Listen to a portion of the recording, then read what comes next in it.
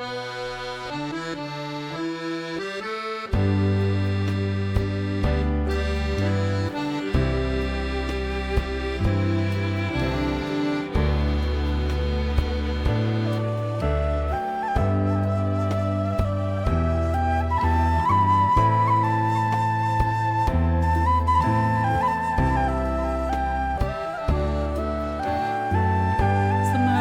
ពាល់ញញឹមហាក់ផ្ដាំបំណងឲ្យមកចងក្រងចំណងបេះដូងថ្ងៃនេះគ្រាមួយដ៏ល្អជួបស្រីតូចស្រស់នាងជួយសង្គ្រោះក្នុងគ្រាក្រក្រៃបានជួបស្គាល់កាលពីកុមារស្រុកស្រែចំការជាភូមិកំណើតស្រីតាអ៊ិនព្រះស្រែមង្គលបរិយជាទឹកដីថ្មី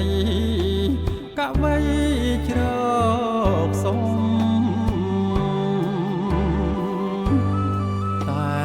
ស្ដាយផនឡងបងបានឃ្លាតទៅឃ្លាតភូមិស្រែស្រូវញាតផងធ្លាប់ជុំតើស្អាតយ៉ាងណាពេលអូនវ័យធំពលធ្លាប់ញញឹមចាំហើយចង់យល់ស្ដីប្រាប់រឿងចាស់ចិត្តល្អរូបស្រស់មនុស្សដែលធ្លាប់ស្គាល់បុប្ផាតាអ៊ិននិស័យយើងសល់ឲ្យជួបឲ្យយល់ឲ្យបងស្នេហ៍អូន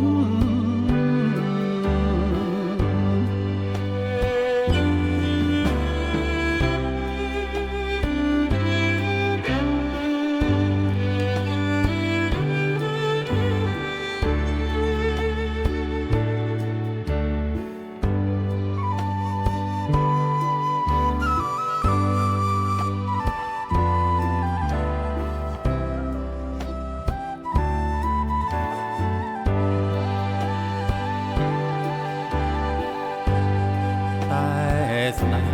យកនឡងបងបានឃ្លាតទៅឃ្លាតភូមិស្រែស្រូវញាតផងធ្លាប់ជុំតើស្អាតយ៉ាងណាពេលអូនវ័យធំ